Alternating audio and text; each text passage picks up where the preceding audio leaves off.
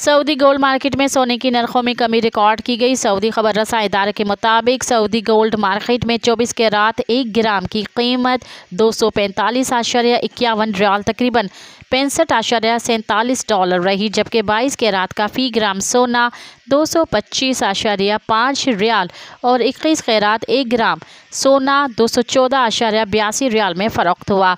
Gold market में सबसे कम फ़रोख्त होने वाला 18 कैरात की फ़ी ग्राम सोने की नर्ख 184.13 रियाल रही, जबकि 14 कैरात वाले 1 ग्राम सोने की कीमत $38.19 यानी 143.21 रियाल रही।